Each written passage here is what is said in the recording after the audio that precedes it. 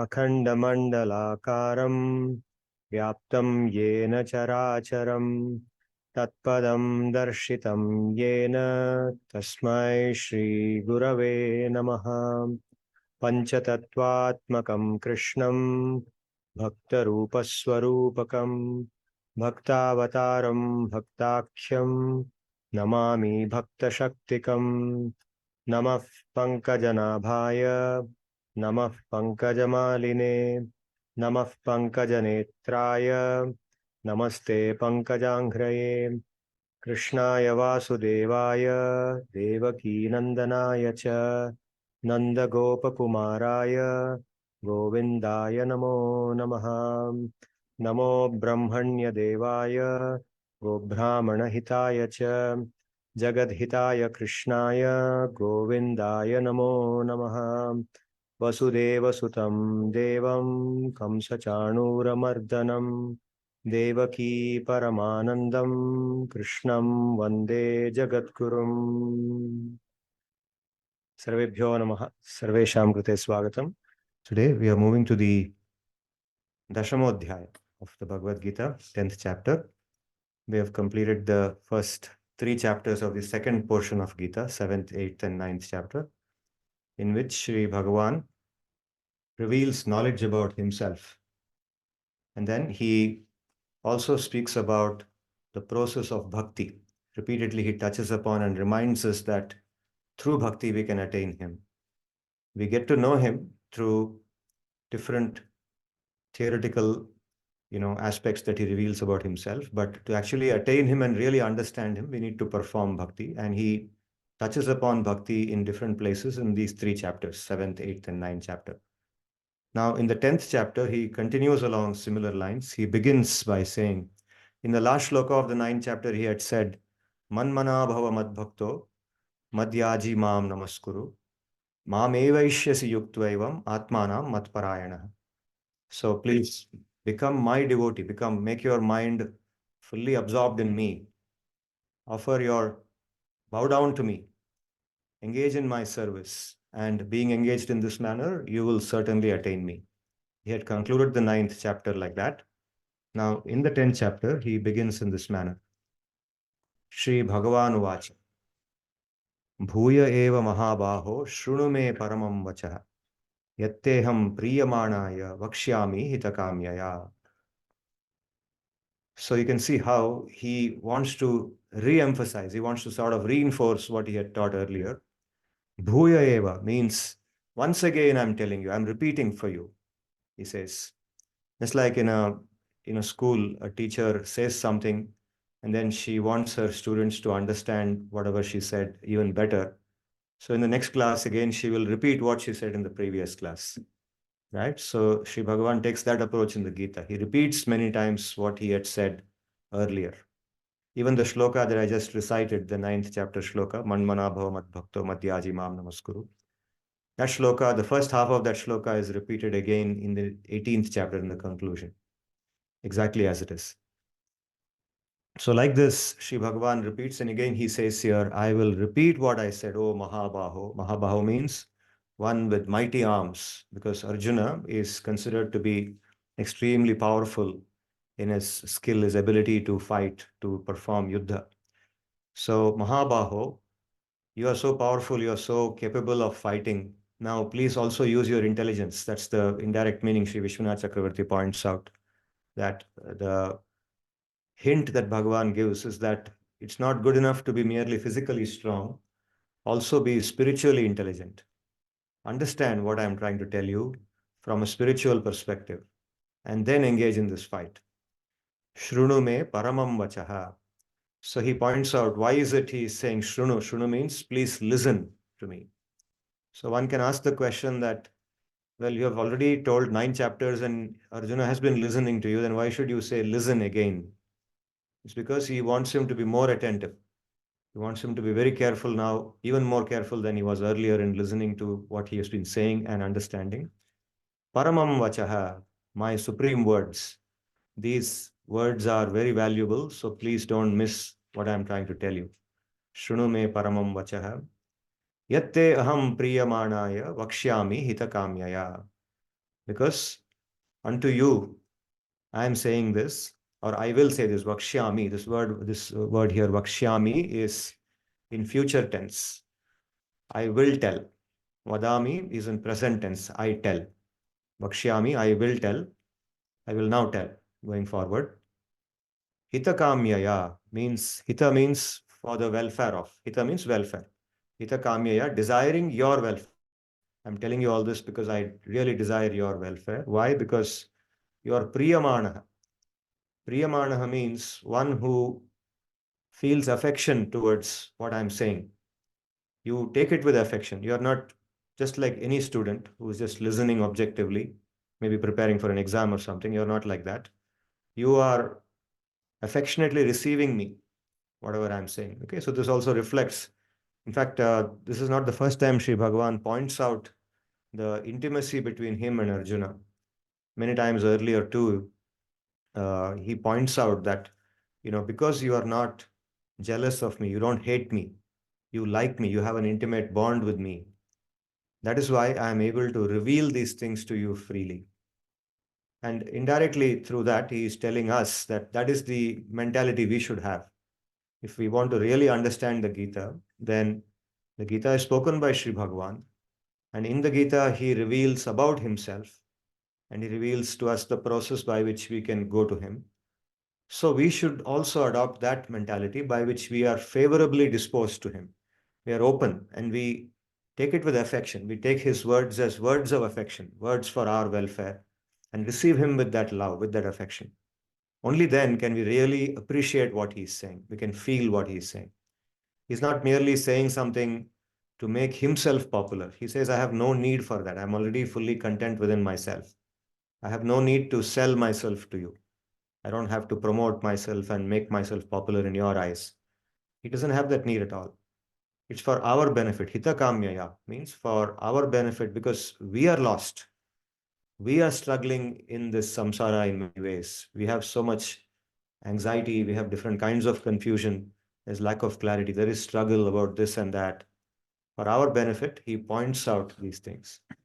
Yatteham priyamanaya vakshyami hitakamyaya. So here, a very subtle meaning, both Sri Vishwanath Chakravarti and Baladev Vidyabhushan, two scholars whose commentaries I follow. These are two scholars. Vishwanath Chakravarti lived in the 18th century, 17th century, 1600s. And Sri Baladev Vidyabhushana lived in the 18th century, which is 1700s. Sri Vishwanath Chakravarti is from Bengal and Baladev Vidyabhushana is from Odisha, Remuna, in Odisha, near Balasore.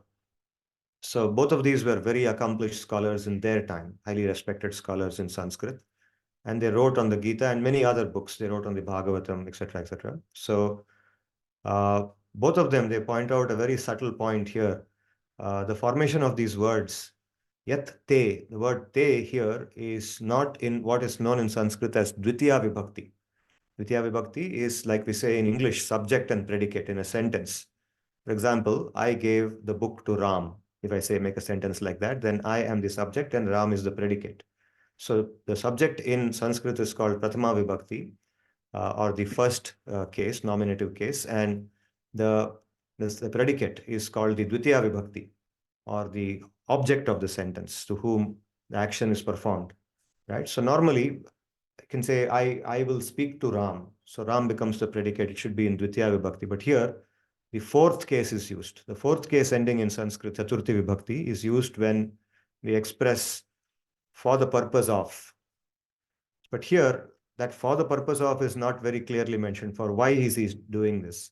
Yet even this word Priyamanaya, this is like Ramaya, Chaturthi Vibhakti, right? Ramam would be Priyamanam Aham Vakshami. That would be the grammatically most expected formation, the word formation. Yat Tvam Aham Priyamanam Vakshami. If he had said like that, then there would be no questions. But why is he using the Chaturthi Vibhakti here? So both Vishwanath Chakravarti and Baladev Vidyabhushana says that hidden in this is a grammatical rule from Panini Sanskrit, Panini's Ashtadhyayi. They bring a sutra from there and they explain that this actually has a hidden purpose. He's indicating that now I want to fascinate you with more knowledge about myself. I've already revealed certain things about you, how I am actually the source of all these energies. I have told you that Maya is under me, and the three gunas of Maya are actually controlled by me. They come from me, and through them, this entire universe is controlled. I have revealed many things to you, but now I'm going to reveal more things to you, and I'm going to fascinate you with knowledge about myself, and thereby inspire you to do my bhakti and be connected to me. I want to attract you towards myself, right? So that is indirectly hinted here. It is not told in so many words, but that is indirectly told here by using the Chaturthi Vibhakti. So, Sri Bhagavan Uvacha, Bhuya eva Mahabaho, once again, O fighter, O warrior with great arms, Shrunu me paramam vachaha, listen to my great words.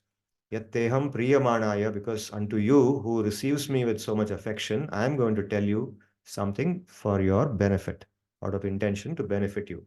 Sri Bhagavan said, O Mahabaho, one with mighty arms, listen once again to the supreme words that I will speak to you, intending your welfare, since you have an affectionate disposition towards them. And you can say towards me. Moving forward, Sri Bhagavan says, Na me viduhu suraganaha prabhavam na maharshayah ahamadirhi devanam maharshinam cha sarvashah. Na me viduhu. Na begins with a negation. Na me viduhu. No. Suraganaha. All the devas. Sura means the devas, suras. Ganaha means the entire set of devas. Me prabhavam. Prabhavam means my preeminent position. Bhava. Bhava in Sanskrit, basic meaning is birth, or another meaning is existence. Existence, bhava. Prabhava. Prakrishtam bhavam. Prabhavam means my preeminent position, my distinct position, my position as the supreme being, the supreme entity among all living entities. Suraganaha na me prabhavam viduhu. The entire host of devas, the entire group of devas, they do not know my preeminent position. They do not really understand it. Not only do they not understand it, na maharshayo api. Maharshaya means all the great rishis. Even the great rishis do not understand me. Why? Because aham adirhi devanam. I am the origin of all these devas. Maharshinam cha, and of all the great rishis also. Cha sarvashaha. Sarvashaha means sarvaihi prakaraihi, in all respects. Not just in one aspect, but in all aspects, I am the origin. Everything about them comes actually from me only. I am the source of everything. Right? That is why they are not able to understand. Shri Vishwanath Chakravarti says, it's just like a small child. It knows its father. It knows that so-and-so is my father. But does it really fully understand its father? The father has so many aspects to him, or the mother has so many aspects to her. The child doesn't understand all that. The child is only a child. It only knows that so-and-so is my mother, so-and-so is my father. That's all. So they know that I am Bhagavan and they worship me, etc. But they don't know me. They just know that I'm a great personality. That's all. They don't really understand me. Because I am their origin, I am their parent. Neither the divine beings, the devas, nor the great sages, the maharshis, understand my preeminent and distinct position. I am the original source of the devas and the maharshis in all respects. After saying this, Shri Bhagavan goes forward.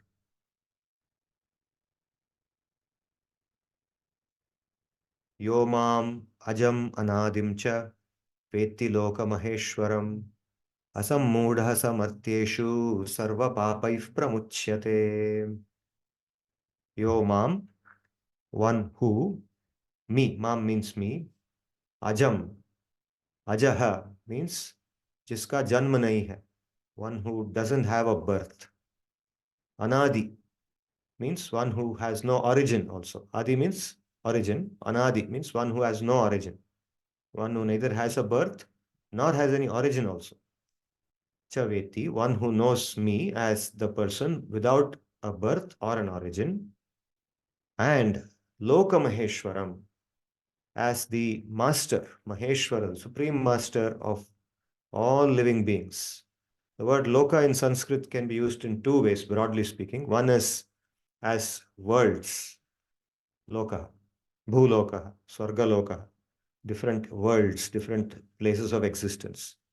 Another meaning of this word loka is living being or entity or janaha, person, right? So here it means the master of all living beings, loka-maheshwaram.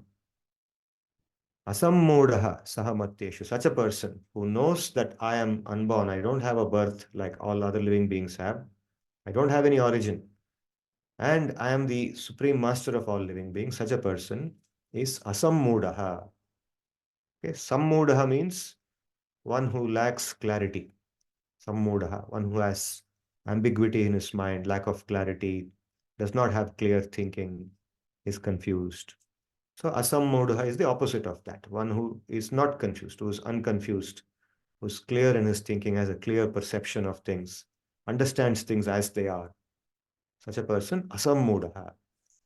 So the real asammodaha is a person who understands Bhagavan like this. Asammodaha saha, such a person, martyeshu, among this world of people who are mortals. This is all martya loka, right? All of us are people who have a death at some point of time. We are all mortals. Martyeshu, among the mortal people, sarva papaihi pramuchyate. He becomes freed from all papa. Okay, so here papa specifically, both Baladev Vidyabhushan and Vishnu Chakravarti, both of them agree on this point that the word papa does not merely mean pap in the normal sense of sin that we say, right? Committing pap by which we get a undesirable, reaction for the future. We have to experience something undesirable in the future. That is the normal definition of papa. But here they point out that in the context of bhakti, it refers to the different types of obstacles that a person would experience if he has to make progress in bhakti. So, in order to make progress in bhakti, one has to first understand this. One has to understand Sri Bhagavan correctly. He's not just an ordinary being. Okay, many of us sometimes say that Sri Bhagavan is an intelligent person. He's just a human being, but he is an intelligent human being. He's a clever human being. He's a very wise human being. He's very smart. Okay, there are so many books in the market also you'll see where Sri Bhagavan is described as a kingmaker, as a lover, a supreme lover. They refer to his activities with the gopis. So they say Sri Bhagavan represents a man who is complete in all respects because he is very powerful, he's very intelligent, he solves problems for the Pandavas, he does activities which others cannot do, he solves many things. So he's an intelligent human being. But that's an incorrect understanding. Bhagavan is not an intelligent human being. He's not a human being at all. He is the supreme living being who has no origin from which everything else originates. He is the origin of everything. Similarly, he is a person who doesn't take birth, even though we see him taking birth. So this is where he says this is Achintya Shakti.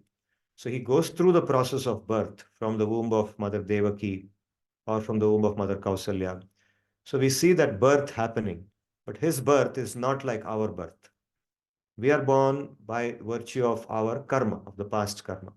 Our past karma takes us into the next mother's womb, and we take birth according to whatever karma we have accumulated in the past. But he is not like that. He is not subject to karma. The reason why he is not subject to karma has already been discussed in the earlier chapters, because he has no desire to enjoy this samsara. He is completely detached, right? So he is not subject to karma. He is not subject to maya like we are. So his janma is not janma in the sense in which we talk about janma for the living being. That is why he is ajaha. He is always existing. In that form in which we see him, that form is an eternal form. He always exists in that form. So knowing this is the means to become free, is one of the requirements to become free from all the obstacles to the process of bhakti through which we can attain him. So Shri Bhagavan says, among the mortals, he who knows me as the one who has neither birth, aja, nor origin, anadi, and as the master of all beings, loka-maheshwara, is unconfused and clear seeing, and is free from all obstacles to bhakti, all obstructions to bhakti. Next, he goes forward and he lists 20 different characteristics or traits, you can say, traits, characteristics, or natures or properties of living beings in general. And he says, all of these come from me. He's just giving a sample.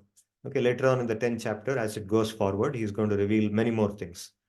But to begin with, because he has to now sort of substantiate what he has just said in the first 3 shlokas. So he says, for example, like we say when we write a paper, for example, we cite something to support what we have just said. Buddhirjnanam asammohaha, kshama satyam damah shamaha, sukham dukkham bhavo bhavo, bhayam cha bhayameva cha, ahimsa samata tushtihi, tapodanam yasho yashah, bhavanti bhavaha bhutanam matta eva prithagvidaha. So 20 different characteristics or traits are listed here, and I'll take you through them one by one. The first one is buddhi. Okay, so now I have gone to the commentary of Baladev Vidyabhushana. It's called the Gita Bhushana Bhashya. And from this, I have taken the terms that he has used. So I'm just citing the terms as they are. So he defines buddhi as sukshmartha vivechana samarthyam. Sukshmartha vivechana samarthyam means the ability to discern very subtle meanings. Sukshmartha. Sukshmartha means very subtle meaning, very fine meanings in something, in some subject. So that vivechana means analysis or an in-depth investigation. That's called vivechana. Sukshmartha vivechana samarthyam. This ability to be able to go into the fine and subtle meanings in a subject is what Sri Bhagavan refers to as buddhi. Sri Baladeva says. Jnanam chid achit vastu vivechana. The ability to discriminate between chit and achit. Chit means that which is conscious, that which is sentient, which has consciousness. The living beings are conscious, the jivatmas. Achit means matter, dead material energy, which has no consciousness. So discrimination, the ability to distinguish between the body and the living being. The living being is different from its body, right? So when you look at somebody, we should know that what we are seeing is the body of that person. The real person is inside. We are not seeing that person at all. But through the lens of the Shastra, we should be also able to say that, yeah, actually, this is a jivatma, just like me. Whatever I'm experiencing, this jivatma is also going through the same thing. And when we see with that vision, then the vision of compassion develops. Compassion, kindness, consideration develops. Okay, so this is the meaning of jnana. Chid achid vastu vivechana. Asam mohaha vyagrata abhavaha. Vyagrata abhava. Vyagrata means anxiety. Anxiety for, let us say, the feeling of insecurity, the feeling for the hankering for something that I don't have, confusion about whether something will turn out the way I want it to be or not. We live under this kind of situation, right? All the time we experience some kind of anxiety, confusion or the other. It's always there in our mind. But asammoha means in the presence of jnana and proper buddhi, then that vyagrata goes away, that anxiety goes away, and the mind becomes very calm and peaceful, able to see reality as it is. There is Bhagavan everywhere. Each one of us is a part of that Bhagavan. We belong to him. We are a part and parcel of him. And it is his Shakti, his Maya Shakti that's controlling everything here. So when all these kind of things become clear to us in our mind, then vyagrata or anxiety goes away. Kshama. Kshama means Sahishnuta, as a spelling mistake there. Sahishnuta. Sahishnuta means the ability to tolerate. Kshama. Tolerance. Ability to tolerate different kinds of discomforts that we would feel. Satyam. Satyam is yathadrishtartha vishayam parahita bhashanam. So speaking about things as they are, speaking the truth as it is, keeping the welfare of others in mind. Right? That is the meaning of speaking the truth. So sometimes we don't want to because we feel that if I tell the truth, then that person will make a profit. That person will get a benefit. And what do I get? I get nothing from it. So why should I reveal this? Let me keep it to myself. No, the person who speaks Satya will speak Satya. Let him get the benefit. It's okay. No problem. Parahita bhashanam. And speak Satya in such a manner that the other person will be able to receive it properly. Okay, there is another shloka in our Sanskriti, in our culture, which says, Satyam bruyat priyam bruyat, na bruyat satyam apriyam. Priyam cha nanritam bruyat esha dharma sanatana. Have you heard this shloka before? It's a very famous shloka. Satyam bruyat. The truth must be spoken. Speak the truth always. Priyam bruyat.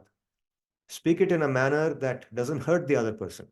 Priyam bruyat. Speak it in a nice manner. Say the truth, but say it in a manner that is pleasant.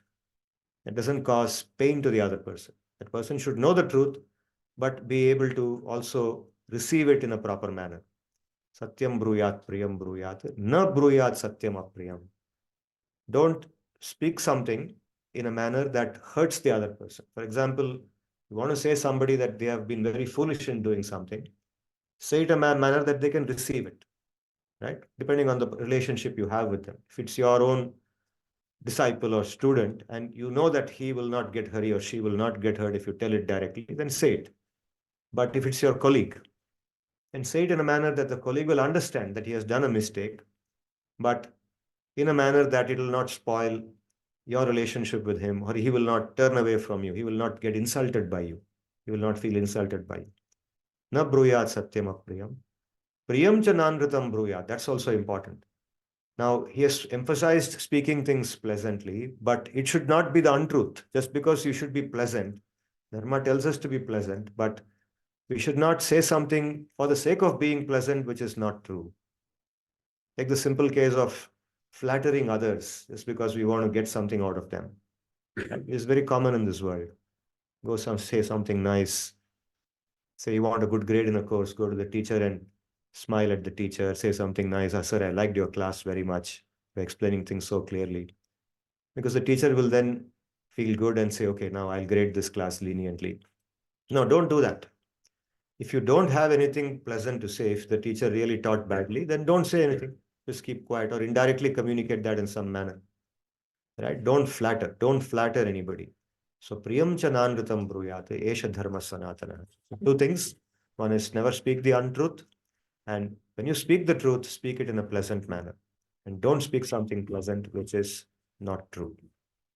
So satyam, yathadrishtartha vishayam parahita bhashanam. Satyam, damaha.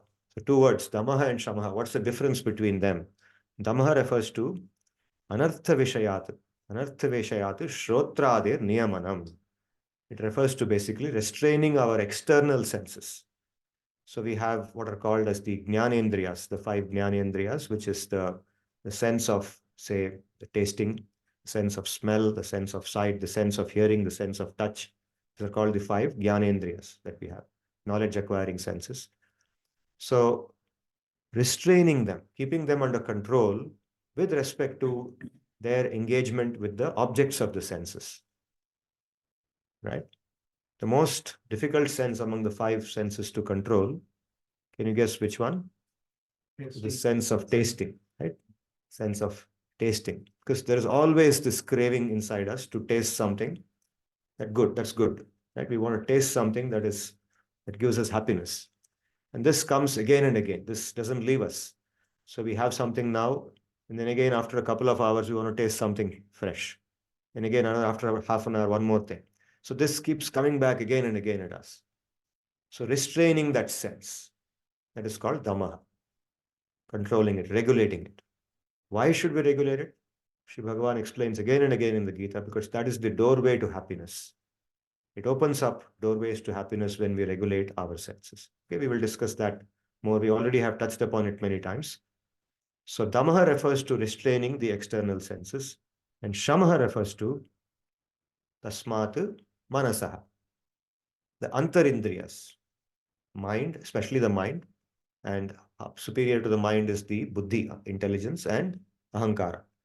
So shamaha, keeping them under control, engaging the mind in a disciplined manner in something purposeful, not letting the mind loose to contemplate on anything that it wants to, right?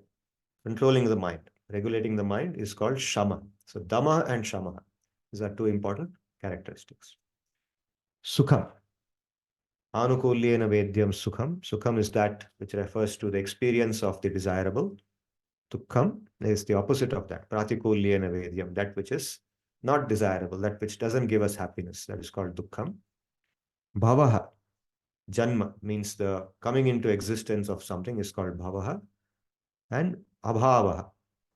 So abhavaha is mrityu, the demise of something. It could be a living being taking a body. The living being by itself, the jivatma, doesn't have a janma, doesn't have birth or death. It's the body which is born and the body which dies. So anything material has a srishti and a nash, bhavaha and abhavaha. So mrityuhu. Bhayam. Agami dukkha karana vikshanat vitrasa. Bhaya refers to fear, the simple meaning, but he expands it by saying it is fear in anticipation of something that will give us misery. Agami dukkha karanam, that in the coming future, in the near future, will give us some misery. Dukkha karanam. Dukkha karana vikshanata vitrasaha. By seeing that there is going to be some misery because of this, anticipating a misery because of something in the near future, feeling vitrasaha, feeling troubled. Vitrasaha means feeling troubled or feeling anxious, feeling disturbed. Okay, that is called bhaya. He defines bhaya in this manner. Cha abhayam. Abhayam is tan nivrittihi, being free from that. So even if you think that there is going to be something that may cause you discomfort in the future, not feeling fear. Okay, that is called abhaya, the property of abhaya. Ahimsa. Ahimsa is parapidana janakata.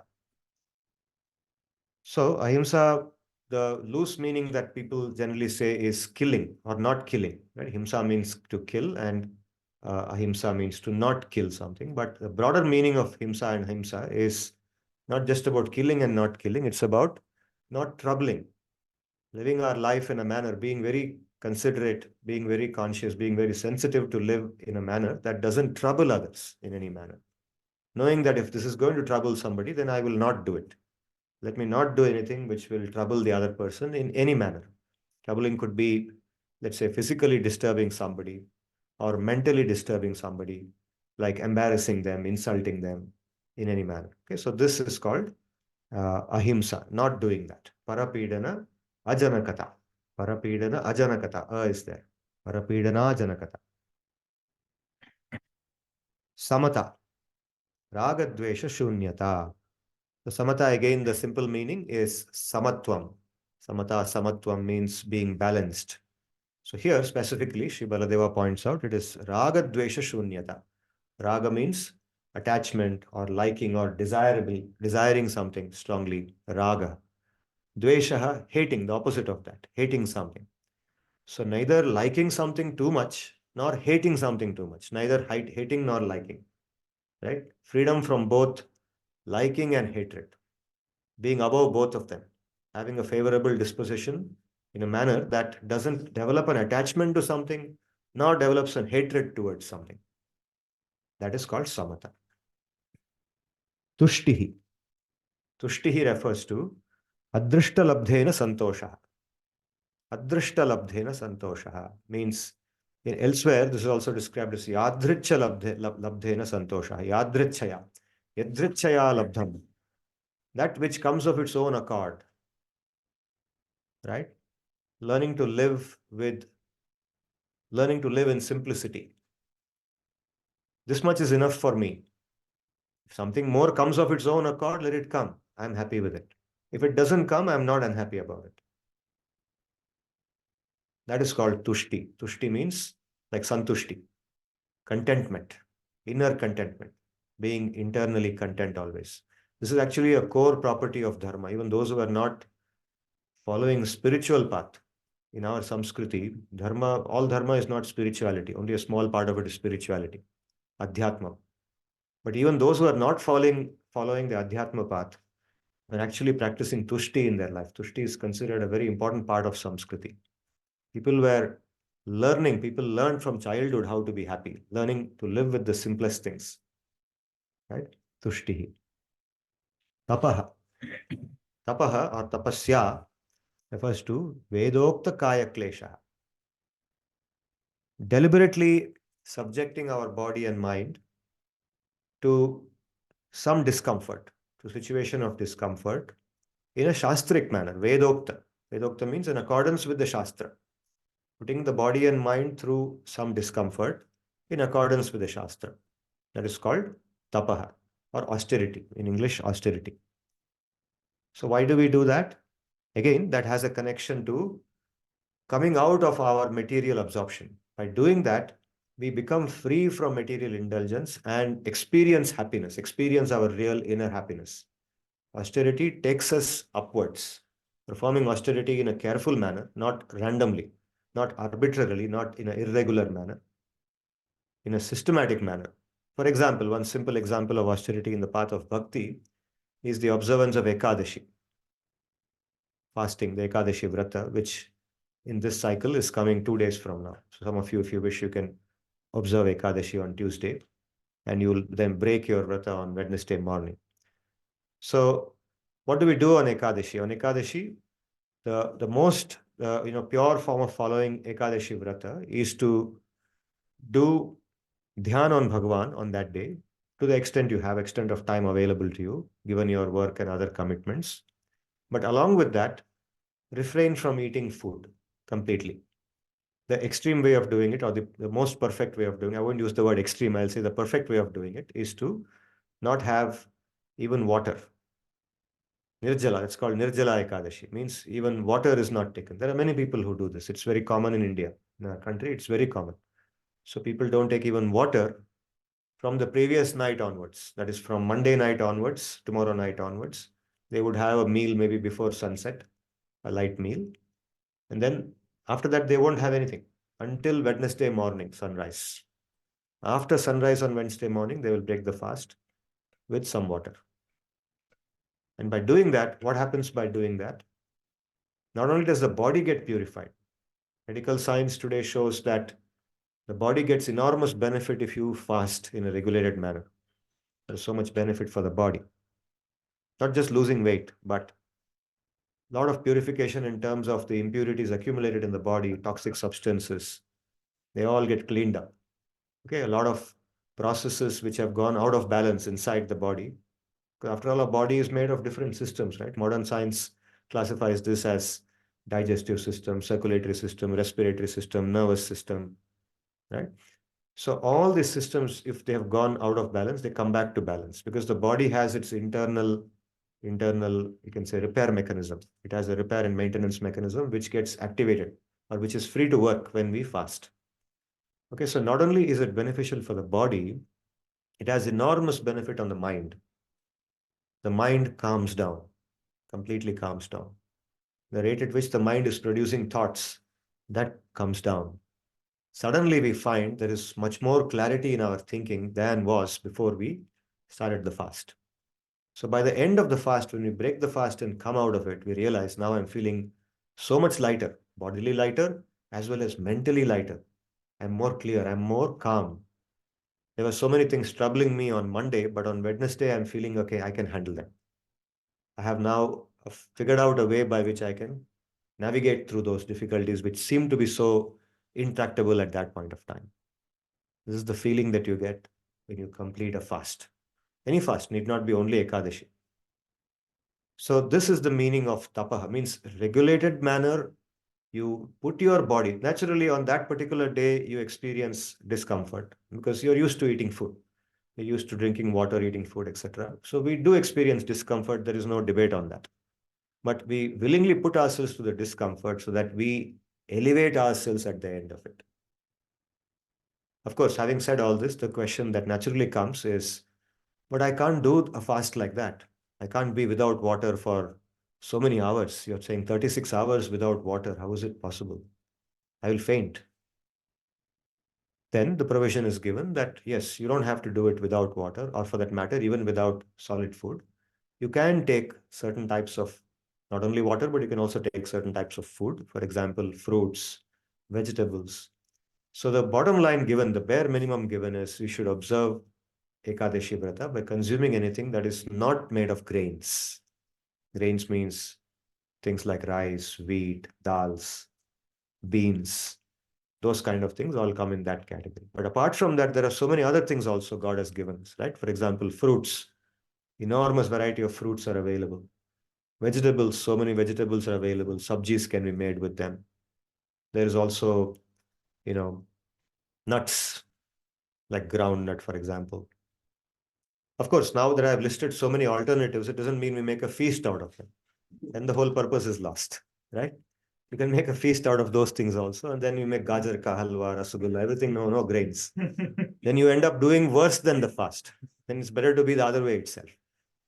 No, it means that when you feel that your body has become too weak because of not being used to doing such fasting, you're not used to it. We are not used to doing Nirjala Ekadashi.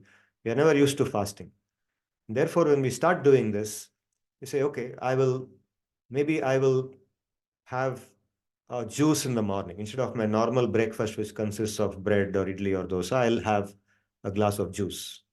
And then maybe in the afternoon, instead of my normal lunch, I will make one sabji and have one helping of sabji, which I would have normally had with chapati and dal and everything. But now I'll just have only a little bit of sabji. Okay, so that I eat much less than what I eat normally. At the same time, I follow the principle of Ekadashi.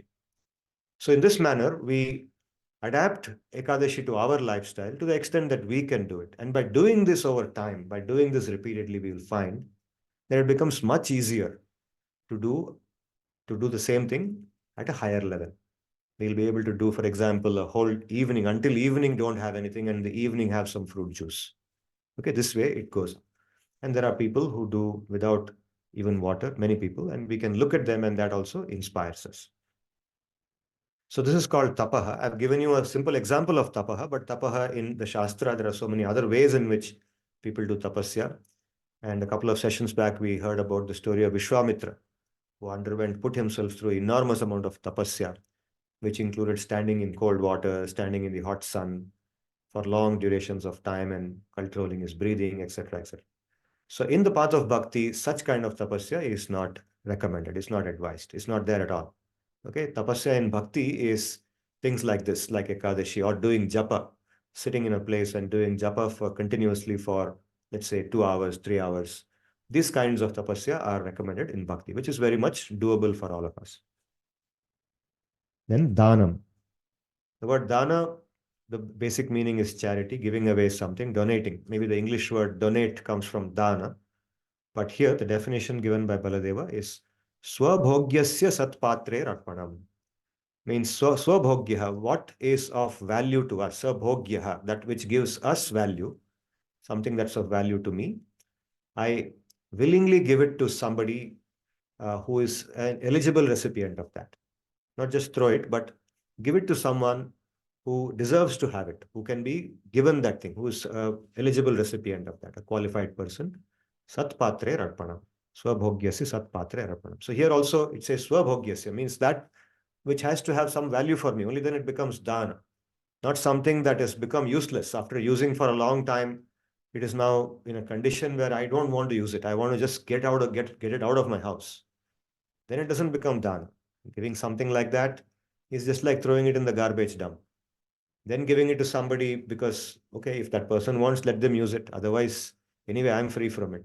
That kind of thinking doesn't become the thinking of that. Thinking of dhan is when there is a sacrifice involved. That is of value to me. Let's say somebody has gifted me something new, which I can use, which is valuable. Now with affection, I say, okay, it's valuable to me, but I already have something equivalent of this. I'm already using it. So now let me give it to that person because that person doesn't have something like this. That person will feel happy. That person will like it. And that person deserves it. He's got good quality. So I give it over to him. That is called dana. Yashaha, ayashaha, yasho, yashaha. Yashaha refers to sadgunya khyatihi. Sadgunya khyatihi means the being known or having a reputation. Khyatihi means being known or having a reputation for sadgunyam. Sadgunya means good qualities. Being known in the public as a person of good qualities. That is called yashaha, fame. Right? And the opposite of that is ayashaha. Ayashaha means tad viparitam. It is being known in the public. Viparitam here, opposite, does not mean not being known for good qualities. No. It means being known for bad qualities. That is the meaning of ayasha. Being known publicly as a wicked person. Being known publicly as a very miserly person. Being known publicly as a very abrasive person. Okay, that is called ayashaha, infamy. So in this manner, Sri Bhagavan lists 20 qualities. And of course, later on also he will list other qualities which may overlap with some of these and some other qualities also. But he's just giving us a sample. He says, Bhavanti bhavaha bhutanam, these kind of characteristics or natures of living beings in general, matta eva, they come from me only. They are not just coming from somewhere, but they all originate from me only. Prithak vidaha, of different types of living beings in different contexts, in different circumstances. All of them come from me only. These different types of traits or natures in living beings, the ability to discern the subtle buddhi, the discrimination between consciousness, atma and matter, anatma, jnana, clear perception and absence of perplexity, asammoha, the ability to tolerate, kshama, the tendency to speak the truth for the benefit of others, satya, restraint of external senses such as those of taste and sight, dhamma, restraint of internal senses such as the mind, shama, the pleasant and the desirable, sukha, the unpleasant and undesirable, dukkha, birth, bhava, death, abhava, fear, bhaya, fearlessness, abhaya, abstinence from causing trouble to others, ahimsa, freedom from both material desire as well as hatred, samatha, contentment in what comes of its own accord, tushti, deliberate austerity by subjecting the body and mind to discomfort in accordance with the Shastra, tapa, the propensity to donate a thing of value to oneself to a qualified recipient, dana, fame or public cognizance of one's goodness, yasha, and infamy or public cognizance of one's notoriety, ayasha, all come from me only. So I was thinking that today, uh, these 5 shlokas actually remind me, and the rest of the 10th chapter also, when Sri Bhagavan says that very few people really understand me. And this is going to be repeated, this theme, which has been said earlier in the 7th, 8th, and 9th chapters, will be repeated in the 10th chapter. And eventually in the 11th chapter, Arjuna makes Sri Bhagavan reveal his Vishwarupa. We will come to that. So the 10th chapter is a build-up to the Vishwarupa, actually. So this reminds us of a great personality called Bhishma. And so today I will begin the story of Bhishma. Bhishma's story actually is very elaborate in the Mahabharata and also in the Bhagavatam. In the Bhagavatam, in the Prathama Skanda of Bhagavatam, the narrative of how Bhishma departs this mortal world, leaves his body, is narrated. But the Mahabharata narrates not only that part, but also the birth of Bhishma and the different kind of activities he has done. The entire time duration of Mahabharata, a large part of it is you can say, overlapping with the lifespan of Bhishma. You can say Bhishma is one of the few characters in the Mahabharata who is present from the beginning to the end of the Mahabharata. Another character would be, let's say, Vyasa, Vedavyasa, who is at the same level as Bhishma in terms of age. He's like a sort of a half-brother. He's not actually a half-brother, but like a brother for Bhishma, Vyasa. So Bhishma's story, Bhishma is an inspiration. So my intention is to cover his story over a few sessions, beginning with today's session. And in today's session, I'll speak about the birth of Bhishma, as it's described in the Mahabharata. So this part of Bhishma's Charitra is in the Adi Parva of Mahabharata, the first of the Parvas of Mahabharata. Mahabharata has 18 Parvas. The first Parva is called the Adi Parva, and in that the birth of Bhishma is described. So the story begins with a king of the Ikshvaku Vamsha, the Surya Vamsha, Ikshvaku Vamsha, called Mahabhisha. And this king is described as a very dharmic king. He's very much into dharma. He follows everything in a dharmic manner. And he, like many kings do, performs Ashwamedha Yaga. Ashwamedha Yaga is performed by a king in order to be able to attain a higher birth in the future, particularly a birth in Swargaloka. So this particular king, Mahabhisha, it's described, he performed 1,000 Ashwamedha Yagas in his lifetime. Of course, with the help of his subjects, with the help of his ministers and his population, he performed 1,000 Ashwamedha Yagas. And he performed many other such yagas also, by which Indra, the king of Swargaloka, was very pleased with him.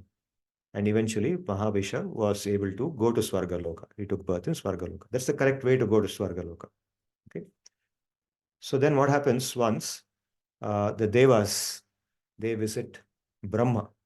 Okay, Brahma is the original living being inside this samsara, inside this universe. He is the supreme Jivatma. So they all visit Brahma, and in the assembly of Brahma, they're all sitting and talking. There, Mother Ganga.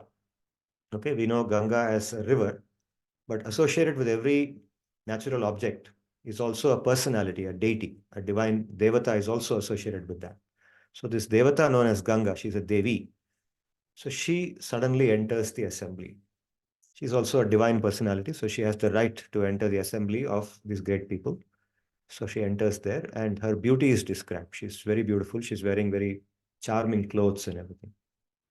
Now, all of a sudden, when she is present in their midst, a powerful gust of wind comes, and her clothes are suddenly displaced. It's described that the clothes get disturbed in her body, by which some part of her body gets exposed. And when that happens at that moment, all the devas who are present there, they immediately lower their eyes. They become embarrassed. So they lower their eyes. They don't want to embarrass her also. They lower their eyes and they look downwards. Everybody does that except Mahabhisha, this person who's sitting there, this king. He is enamored by her beauty. So he continues to keep looking at her. So Brahma notices this. And Brahma is not happy about it.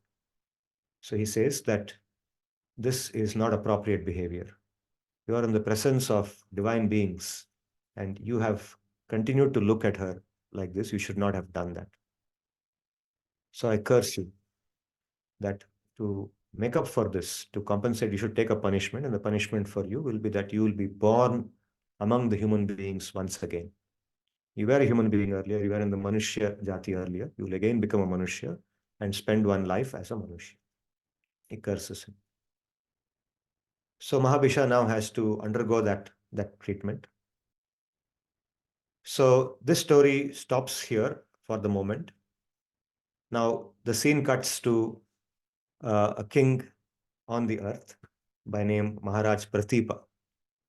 Pratipa is a king in the Kuru dynasty, in the dynasty of the Kurus. Okay, that's where the Mahabharata is positioned, in the dynasty of the Kurus, right? So in the Kuru Vamsha, there is a very famous king called Pratipa. And Pratipa is also a very dharmic king. He is very vowed to perform dharma.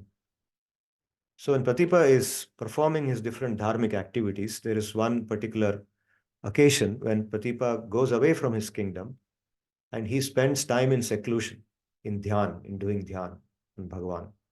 So he's doing his japa, he's doing his dhyan. At that point of time, again the same Mother Ganga, she appears, she enters his hermitage where he's staying and is performing tapasya.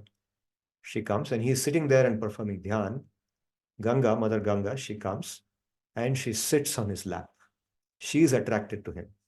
He's so handsome, he's so powerful, he's so noble, he's so charismatic. Looking at him, she's attracted. And she comes and she sits on his lap, right? And in his dhyan, in the middle of his dhyan.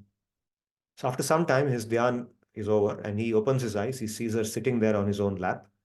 So he addresses her fondly. He says, like a father speaking to a daughter, he says, why have you come here? Why are you sitting on my lap? What are you doing here?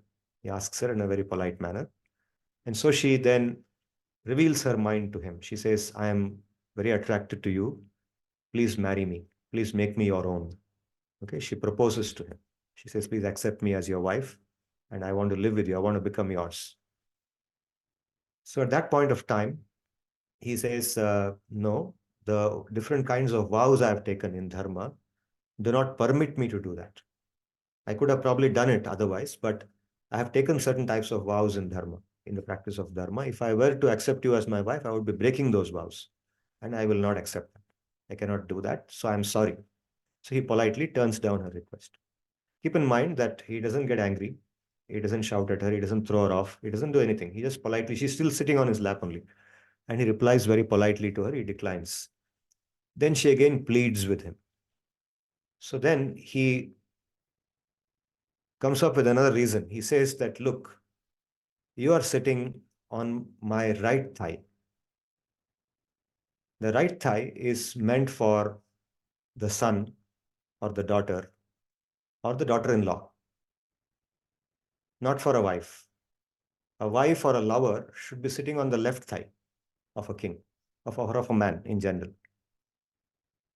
So he brings out that logic. He says, you have come and sat on my right thigh. If you had been sitting on my left thigh, maybe what you asked could have been fulfilled. But now you're sitting on my right thigh.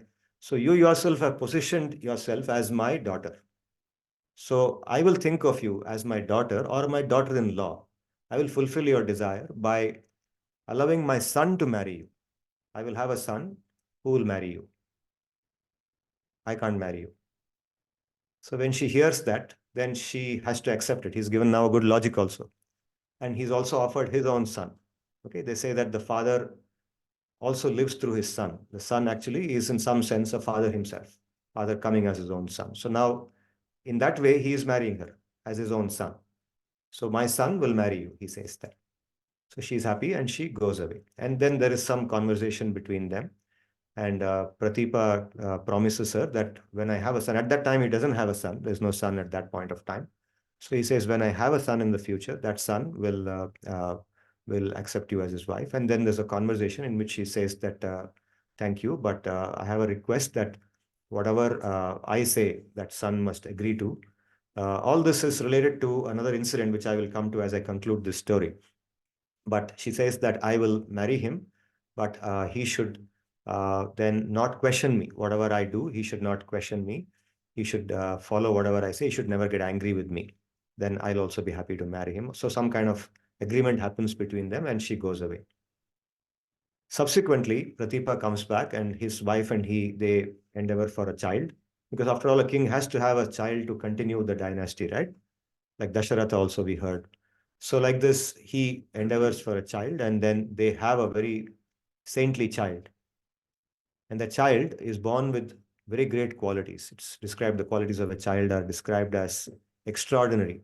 So it's all the good qualities of his father and even more than his father were present in the child. And because he was the son of a very peaceful person, means Pratipa. Pratipa was a very shant, very calm person. We saw the way he dealt with Ganga also, who was sitting on his own lap when he was doing dhyan, right? He was a very shant personality, very calm personality.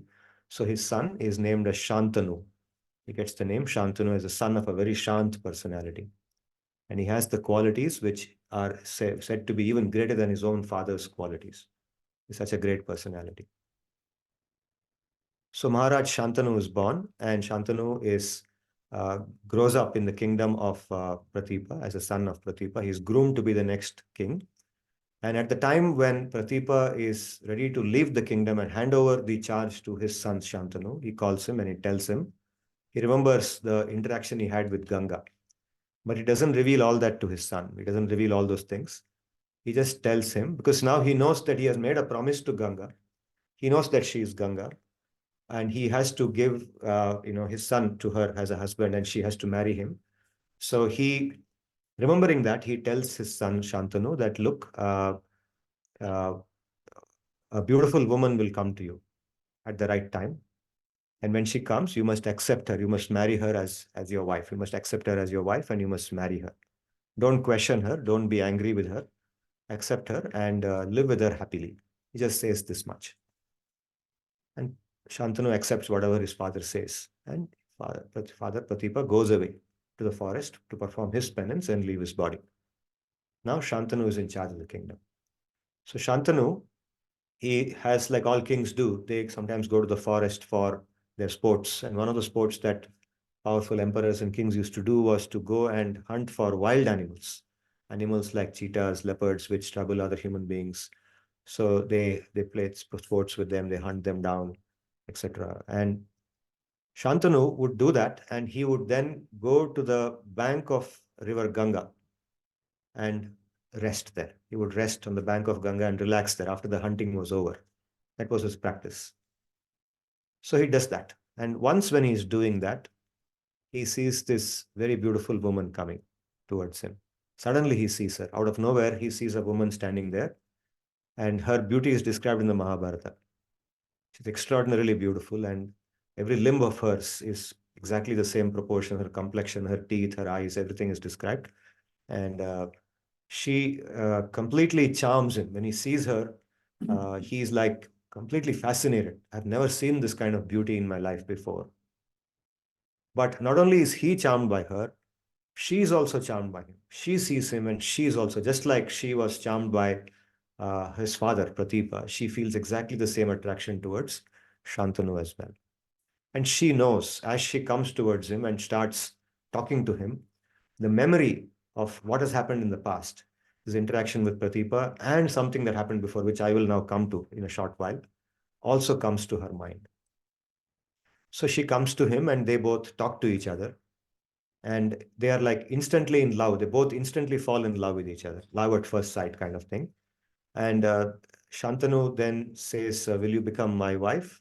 She says, yes, that's what I want. And immediately they agree to become husband and wife. And they go back to the kingdom. They go to Shantanu's kingdom. And she puts just one condition. She says that I will be your wife, but just one small condition, which actually is not a small condition, it's a big condition actually. She says that whatever I do, you should not question me. I will do anything, but you should never question me, nor should you ever get angry with me. You should never scold me. If that is okay with you, then I will remain with you. But if you break this condition, the moment you break this condition, I will leave you and I will not come back. She says that. So at that moment, given that he is completely infatuated with her, their beauty and with her mannerisms, he just says yes. He doesn't think, he doesn't ask her why. He doesn't try to reason out why should such a condition be there. Normally we would, right? But at that moment, he just says yes. Whatever you say, I'm willing to accept. Okay, he accepts it. So they both become united, and their romance is described in the Mahabharata, how they were so much into each other. They were so much in love with each other. They liked each other. They fitted with each other. And now the real story begins. She starts giving birth to children. She gives birth over a period of 8 years to 8 male children. Now, as she gives birth, each time she gives birth to a male child, what she does, she takes that child, the newborn infant, to the river Ganga and puts the baby in Ganga and kills that baby. Baby dies. So Shantanu sees that the first time the baby is born, Shantanu watches her killing that first child and he's shocked. But then immediately he remembers that she has told him that she will leave him if he questions her.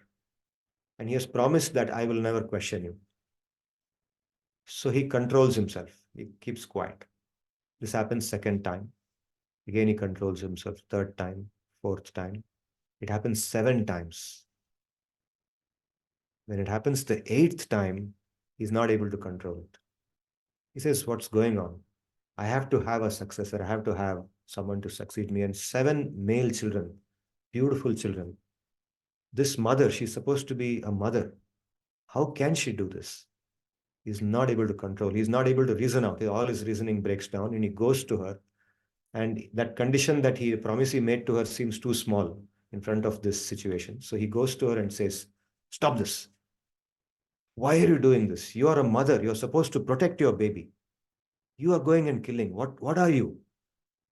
Until that point of time, he had not even asked her. He just saw this beautiful woman on the bank of that river and he fell in love and she fell in love and they decided to marry. He had no idea who he never asked her, whose daughter are you? Where do you come from? What is your ancestry? Normally we would know. If you marry somebody, you want to know where they are from. But he doesn't know any of that. So now he asks her, who are you? Why are you doing this? He starts thinking this must be some Rakshasi of some kind I've married. So moment he asks this question, Ganga stops. And she says, okay, now I will not kill this child because you have broken your promise. Now it's time for me to leave and I will not kill this particular child. And she reveals herself. She says, I'm actually Ganga and there is a reason why I was doing all this. So he says, why? What is the reason? Explain to me. Why did you do all this? So first of all, he is astonished to know that he has married Ganga. At that point, he knows that he has married a very divine personality. That she's not some ordinary human being, not the daughter of some king or something, but actually goddess Ganga, a Devi. So she then explains to him. She says, you see, uh, I was actually in the assembly of Brahma when Maharaj uh, Mahabhisha was cursed. Mahabhisha is now born as Shantanu. So Mahabhisha's curse was delivered by Brahma along with the condition that Mahabhisha will marry a very divine personality and give birth to a very divine child and bring up that divine child. So then what happens? Ganga narrates that as she was coming back from the assembly of Brahma, back to her place, on the way, she saw a set of devas who are called as Vasus. There is one group of devas called as Vasus, 8 of them, 8 Vasus. So these 8 Vasus, normally, they are actually in charge of dharma, some certain aspects of dharma. And they are very divine personalities, highly respected in this universe. But when she is seeing them, and she sees them on her way, she sees them as looking very dejected, as unhappy, with their heads down. So this is unusual. So she asks them, she says, I asked them why they were feeling like that, why they were like that. And then they narrated their story. So what did they narrate to her? So once these Vasus, actually, when they were having a break from their normal work, they had gone to the ashram of Vasishta. If you recollect, Vasishta's ashrama featured in a major way in the Vishwamitra story. So we are back there. Vasishta ashrama, we said there, was a very peaceful place. It's filled with beautiful flowers and trees where animals used to roam freely without fear and great sages used to live. The same description is given in the Mahabharata as well. That description was in the Ramayana. This description is in the Mahabharata, and exactly the same description is given here by Sri Vyasadeva. So to that Vasishta ashrama, so now when you read that description, you can think that it is like some big university campus, which has got some beautiful places in it. So these 8 Vasus go there with their wives, and they are having a good time in that campus of Vasishta. They're enjoying the beauty of the flowers, the trees, the ponds, and the animals who are roaming around. Now, all of a sudden, one of the wives of one of the Vasus, one of the 8 Vasus, that Vasu is named Dew. Okay, all these Vasus, they have very short names. And one of them, his name is Dew, just that syllable Dew. So Dew's wife, her name is not given, but she sees a very beautiful cow, a cow. And that cow is very charming. That cow's name is Nandini. She is a very dear cow to Vasishta. So she sees that cow. That cow has got very nice appearance, and her behavior, that cow's behavior, is very attractive. So she becomes attracted to that cow. And so she goes to her husband, Dew, and tells him that I have seen this cow. Do you know who it is, what this animal is? So immediately he tells her that is Nandini. She belongs to Vasishta. She is very dear to him because she takes part in all his dharma, activities of dharma. In fact, in the shlokas which I read in the Mahabharata, in one place the word Kamadhenu is used for that same go. In one place the word Nandini is used. One place she's the daughter of Surabhi, who's the daughter of Daksha Prajapati. Daksha's daughter Surabhi, her daughter is, through Vasishta, is this Nandini. So maybe this Nandini and that Kamadhenu, which we heard about in the Vishwamitra story, are the same go. I'm not sure about that, but it doesn't matter. So this wife of Dew is attracted to this Nandini and she wants her.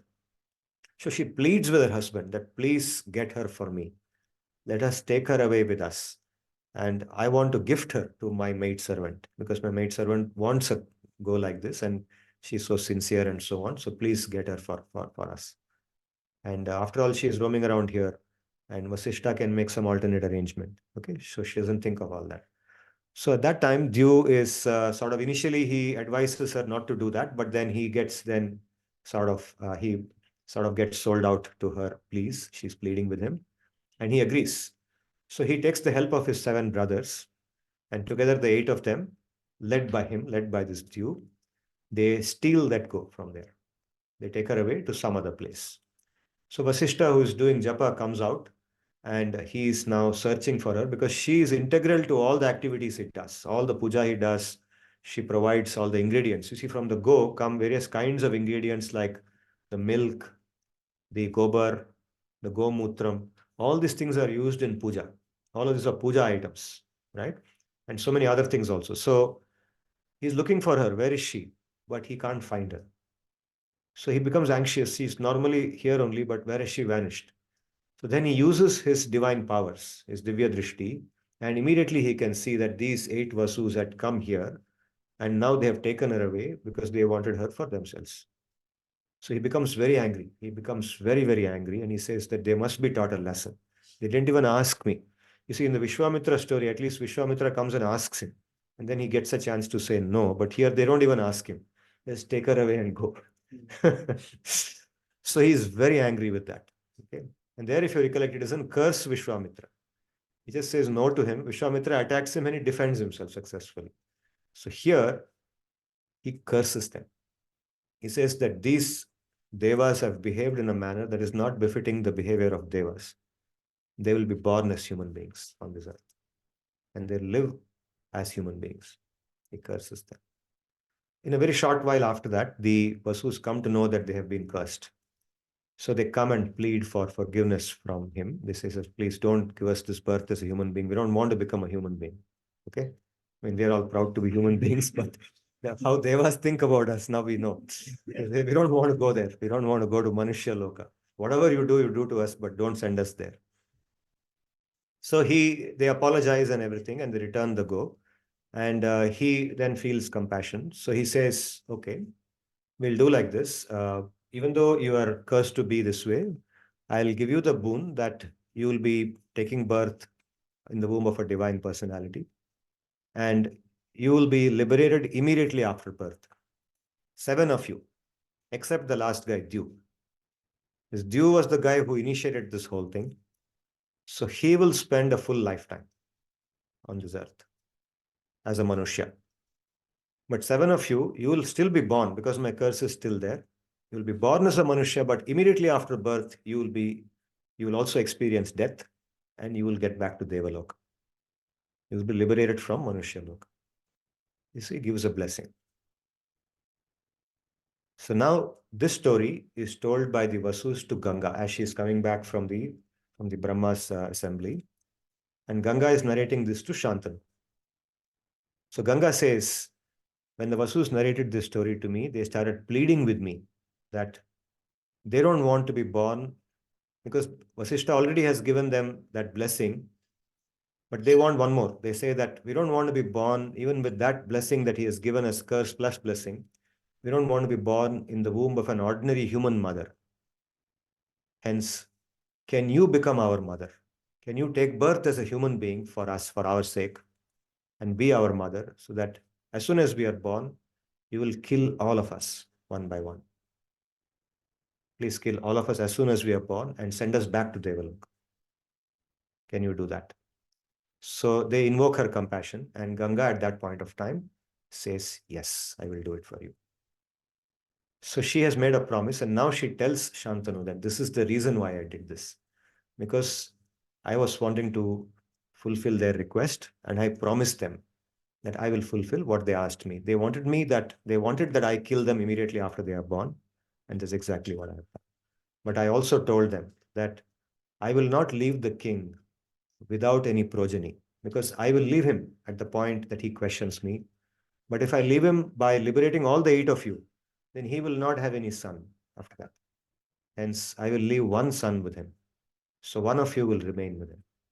The Vasus offer that, okay, we'll do like this. We will create a being who is one amsha of each of us. Each of us will give one amsha, maybe 0.125. So it will become multiplied by 8, will become one Vyakti. And therefore, he'll have one son. But it turns out that one of the 8 of them is asked to remain there. And that is Dew. So all these different stories now fit into the thing, and the puzzle is complete, right? So now Ganga explains to Shantanu, now this child is destined to be that one who is meant to grow with you. And he's the one who is destined to spend a full lifetime as a Manushya, as a human being. He will live with you, and he will be the greatest of personalities. He will become a very great personality. His name will be Devavrata. That will be his first name. And he will also be known as Gangadatta. Gangadatta means one who is given by Ganga. Devavrata and Gangadatta. These 2 names will be his key names. He'll also be known as Gangeya. Gangayam or Gangayaha apatyam puman. Gangeya. So he'll also be known as Gangeya. So she tells him all this, and she says that now I will take him with me for now. He's a baby. And I will bring him up to a certain level. I will train him in certain virtues. And at the right age, I will come and hand him over to you. So this is the story of the birth of a great personality who understood Bhagavan perfectly. The 10th chapter is about understanding Bhagavan perfectly. And this is one of those rare personalities who understood Bhagavan very, very well. Bhishma. So how he gets the name Bhishma from being initially known as Devavrata and Gangeya and Gangadatta, that we will come to in the later part. We will have 2 or 3 more parts of this story before we reach the end of it. We will also then talk about the Bhagavatam part of the Bhishma story where he talks to Yudhishthira about dharma and the Vishnu Sahasranama comes there. Okay, it's a very beautiful portion. We'll narrate that in the future portions.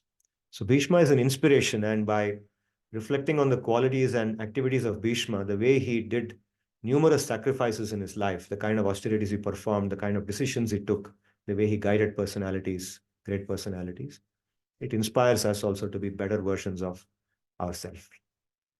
Okay, so as I conclude, I just want to point out one little thing that by hearing all of this, by listening to the Gita, by hearing the Ramayana, Mahabharata, Bhagavatam, which is what we are doing, we should aim to be more sattvic in our living. I'm going to talk more about sattvic living in the coming sessions, but today I will just give you a glimpse of the broad framework I'm going to follow. The broad framework is like this, that sattvic living involves 6 aspects. Ahara, eating, nidra, sleep, karma, occupation, vyayama, exercise, vilasaha, recreation, adhyatmam, spirituality. These are the 6 dimensions of sattvic living in my understanding. If we follow this, if we follow sattvic living along these 6 dimensions, then it leads to arogya, health.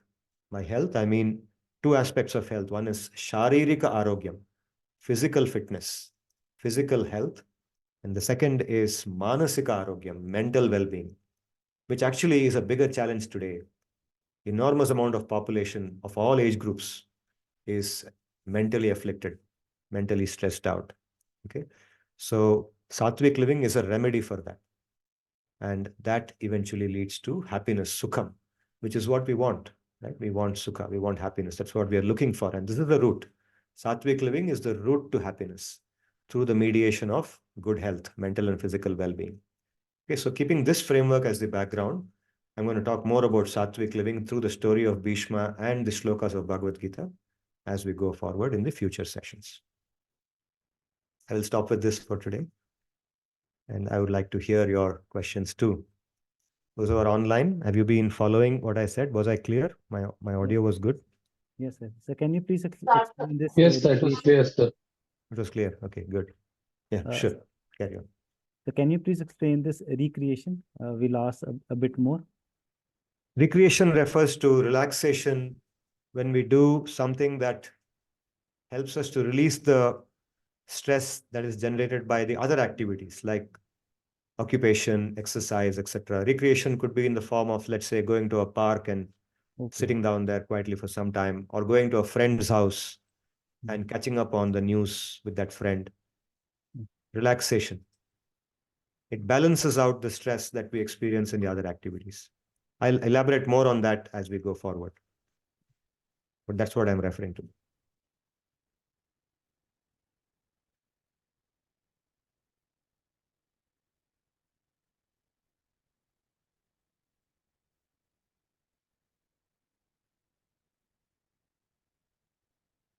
So, Yeah, Kedar. Yeah. So there is one point that's when he said that in order to go to Swarg, that is heaven, that king has to perform a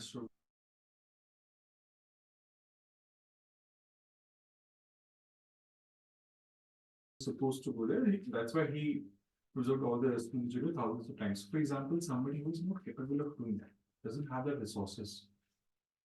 Only a king could do that, right? So that should not be.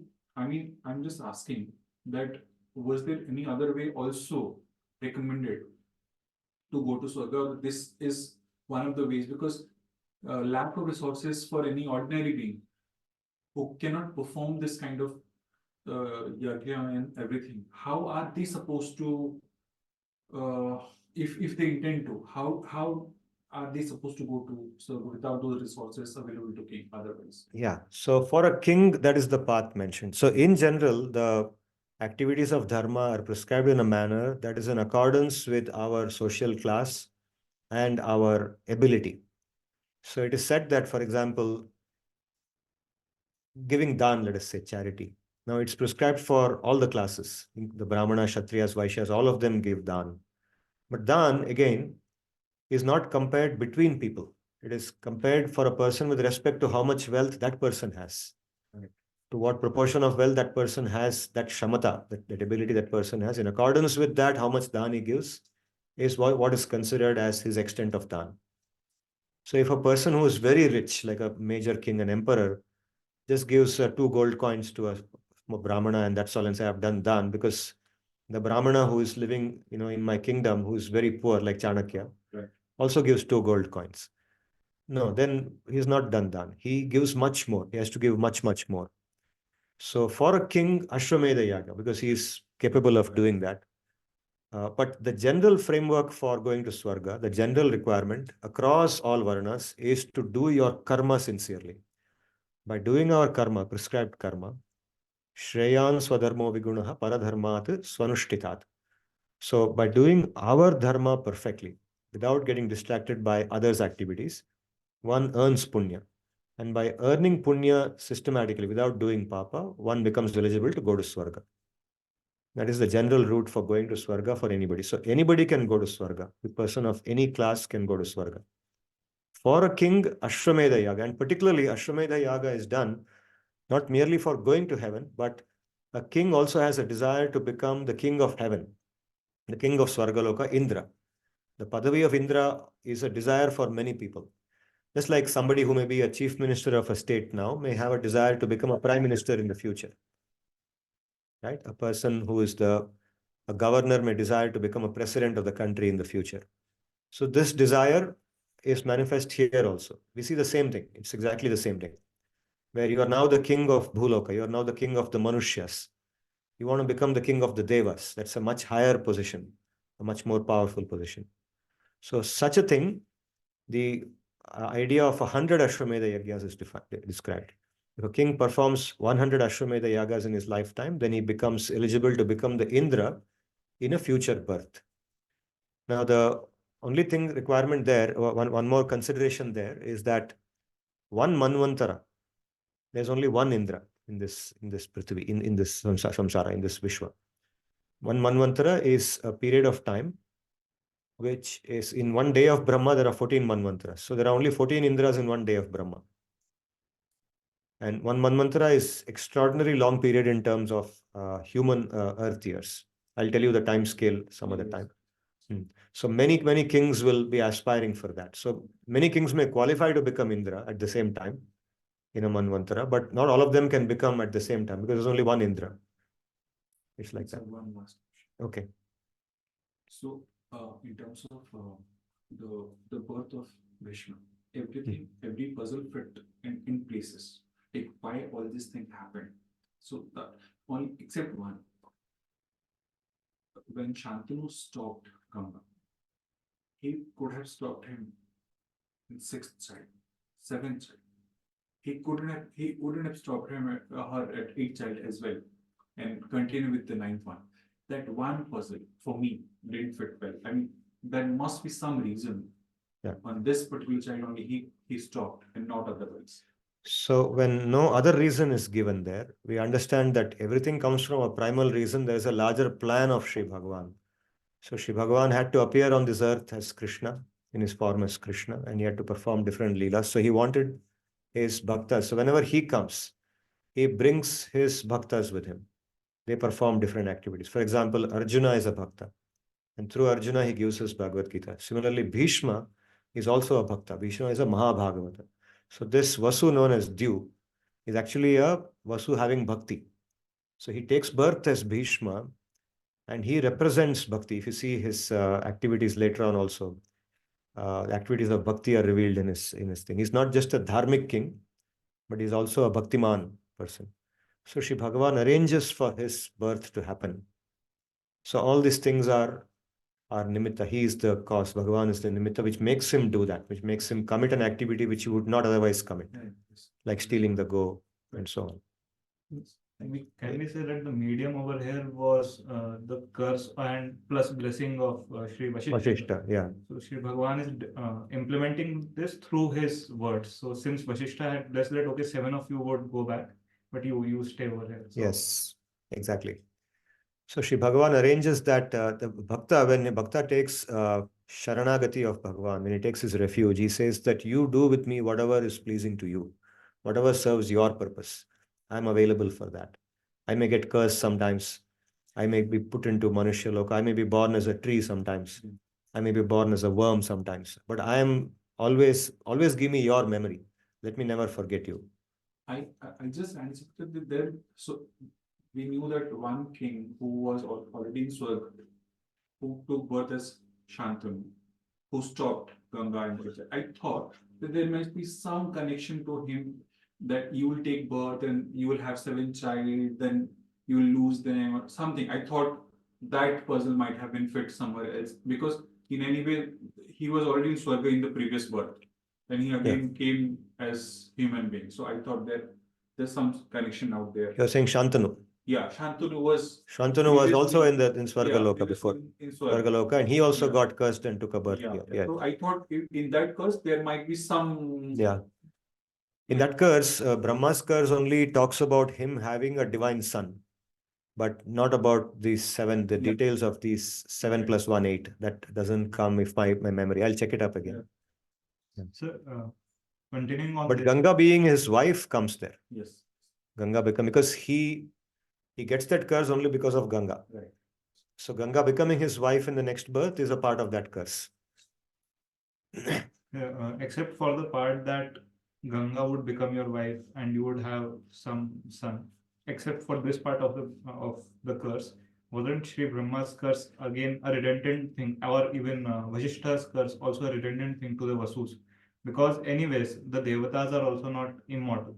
Yeah. They'll have to anyway die, and once they die, they'll come. They may in take human birth as form. Manusha again. Yes. So when Sri Vashishta cursed the devatas, why did they worry so much? Because anyways, someday or the other we'll have to come back.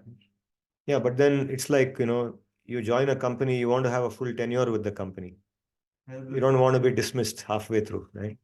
He was So cutting it's like short that. 10 years. Who wants to, you want to work for 40 years and then retire.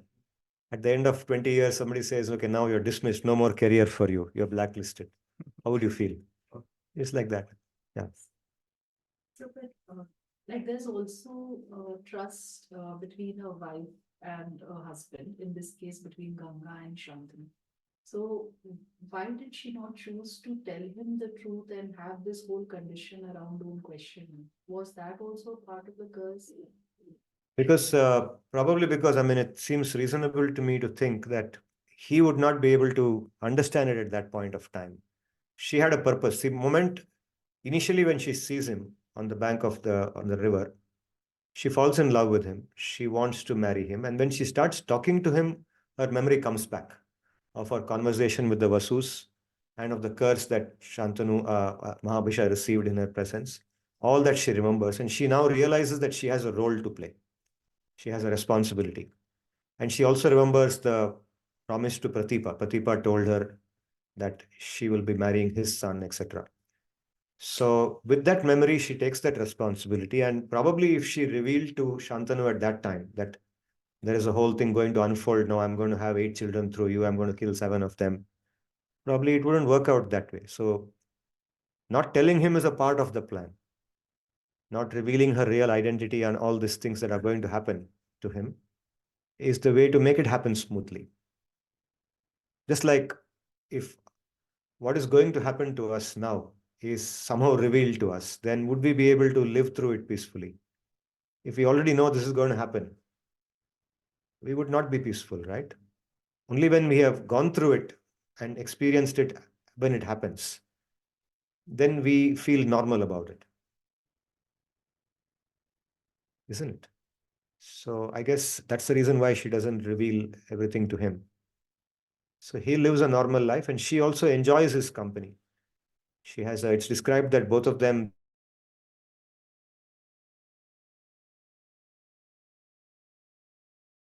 different places, different activities of dharma, and their own romance also between them. They thoroughly enjoyed each other's company till the 8 years got over. The 8th child was born. Last time you told us about doing bhakti or chants in Brahma Muhurta. Can you explain a bit about Brahma Muhurta? Because I don't know. I searched a bit about it in internet, but So Brahma Muhurta, see, a Muhurta is a time period of something that is like 48 minutes, very close to 48-minute time period is called a Muhurta in Indian time, system, time system. The 30 Muhurtas in one day. 30 Muhurtas make 24 hours. So Brahma Muhurta is the time or the time period which begins 96 minutes before the time point of sunrise. That time point is called Arunodaya. Sunrise is called Suryodaya, that time point. And the time point where it is 96 minutes earlier to that, or 2 Muhurtas earlier, is called Arunodaya. So the Muhurta which begins at Arunodaya is called Brahma Muhurta. It lasts for 48 minutes. And then there is one more Muhurta, which has got some other name. I forgot to get that name. Ushakal. So that is called Brahma Muhurta. So it is said that the Brahma Muhurta among the different Muhurtas is the best time for any meditation, any dhyan, including japa. Japa is a form of dhyan, where we meditate on the name or the mantra given by Guru. In the path of bhakti, the Harinam, the name of Vishnu, name of Krishna, is the object of meditation. We try to hear that name in the mind. Sometimes we recite it audibly. We may spell it out. But sometimes we don't spell it out. We don't audibly say it, but we just, in the mind, we say it. It's a combination of both, according to our convenience and ability. So we repeatedly do that, japa, and it can be done anytime. There is no actually a strict time requirement for that. It's not said that you should do it only in Brahma Muhurta. It can be done. There is no time for it. Like Mahaprabhu says, Namna makari bahuda nija sarva shaktis tatrarpita niyamita smarane na kala. There is no ordained time for remembering the name of Hari. At the same time, because that is a very sattvic time period. We're talking about sattvic living now. So I'll be talking more about Brahma Muhurta in the future also. So doing japa in the Brahma Muhurta has the benefit of that sattva guna, which is there. Sattva guna is very prominent at that point of time. So when we do it at that point of time, we feel the connection with that name even better. We're able to feel that. In addition to being in Brahma Muhurta, if we are also, we do some additional things like, let's say we have gone to bed early the previous night. We have had a full sleep. Okay, a full sleep is very important, 6 to 7 hours, at least 7 hours if somebody can get, or minimum 6 hours. Many people, 6 hours is enough. Then your japa becomes even better. One more element that can be added is after waking up in the morning, you are able to clear your bowels, relieve yourself, take a bath, and wear clean clothes. Not the clothes in which you have slept the previous night, but some other clothes which are clean, which are not soiled. Wear clean clothes and sit in a clean place, which is very quiet. These things enhance the benefit of japa or make japa even more effective. But like Ananya, like Arjuna, they were said to have like control over their sleep as well. Yeah. So like how did they do in this way? Since like you need to have a sleep as well. And then Because so many yogis actually, because of their evolution in their consciousness. You see, normally all of us are subject to the 3 gunas, sattva, rajas, and tamas. Okay, 3 gunas of prakriti. So one of the 3 gunas called tamas. So all the 3 gunas act on all of us in different ways at different points of time. Sometimes sattva predominates, sometimes rajas predominates, sometimes tamas predominates. Now, generally speaking, for most of us, tamas predominates in the night time.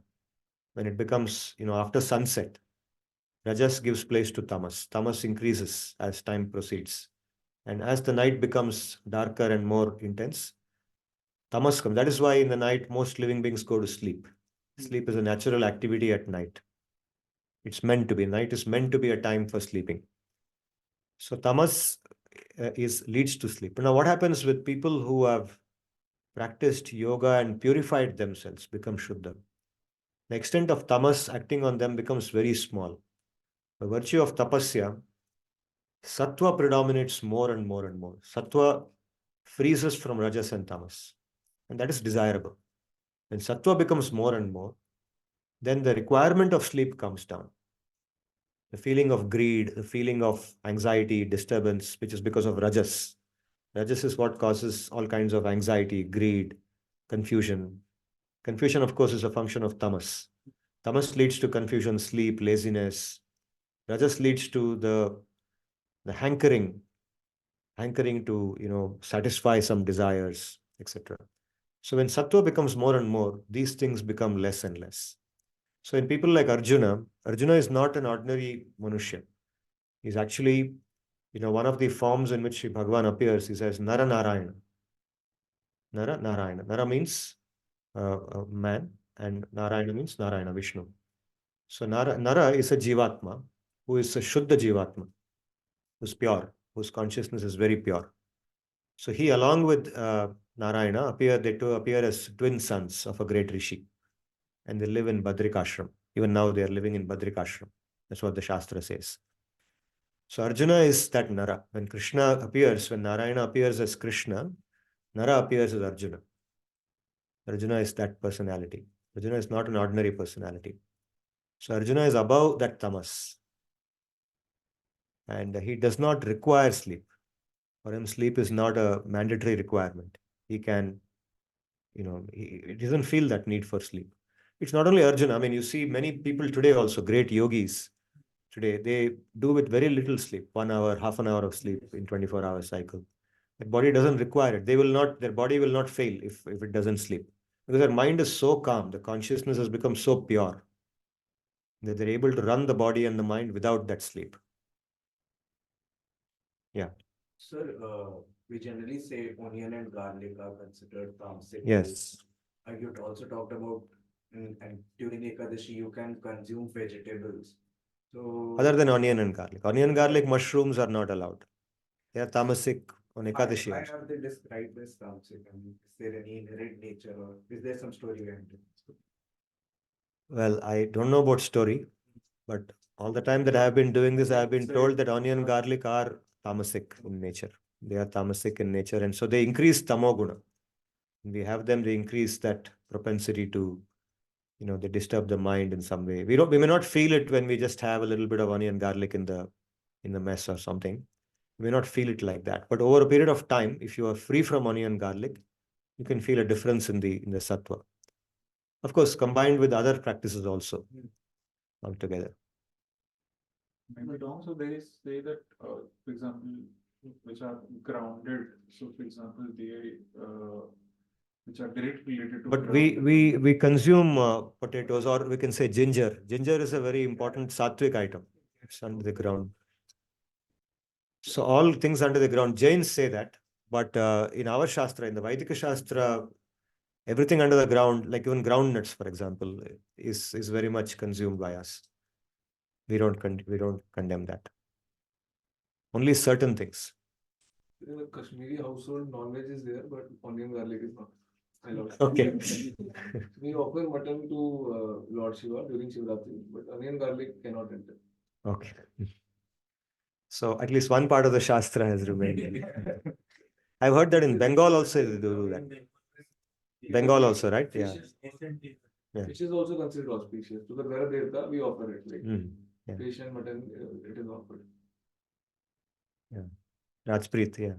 So I wanted to express my gratitude that being and attending the session in person is really, makes a huge difference.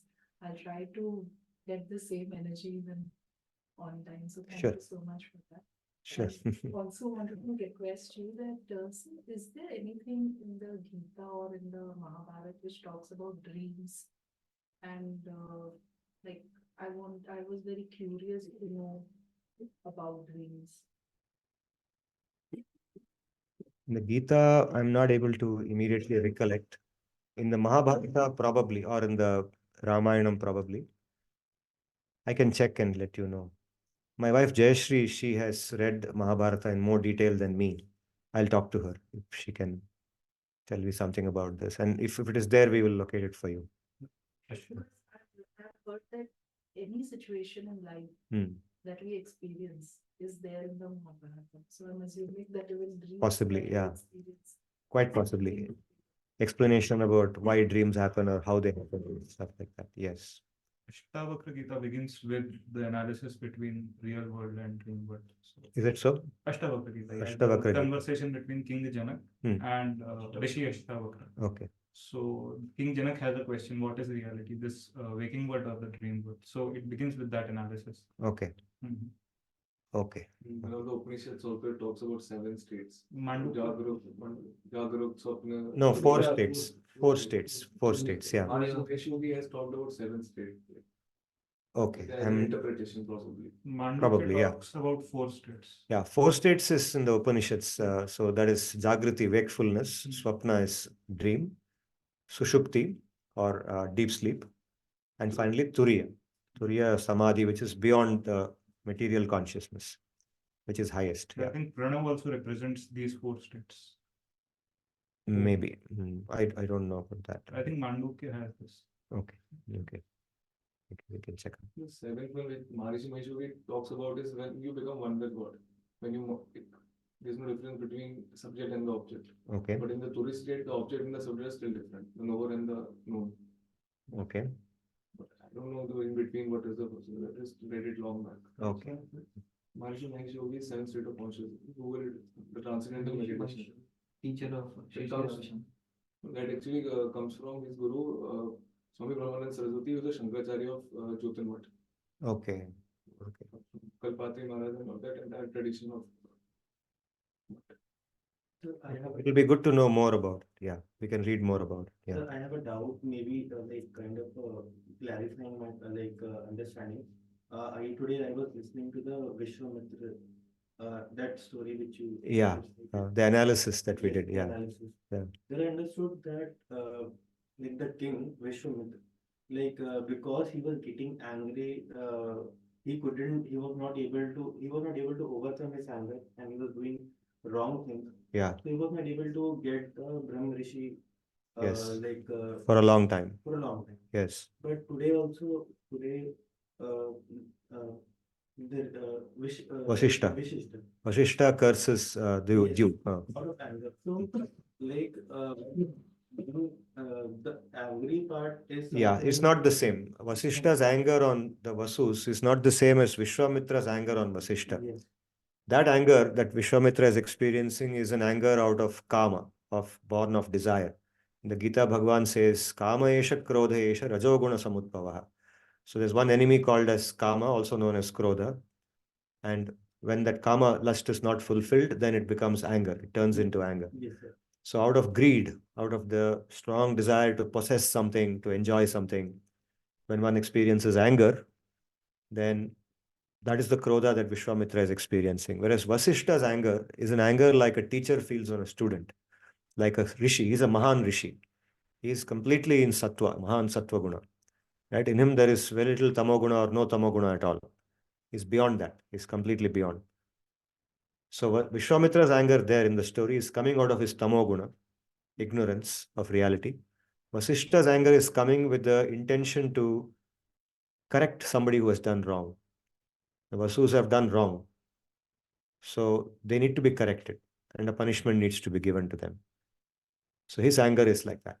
So- It's so- not to be confused. That So now, when suppose someone is got angry, the action which he took, whether it is for correction or whether it is for something, the other part, like maybe to put some harm. So that action, like with that action being completed, like being for correction or being for harm, that completes the whole like understanding of anger or like your.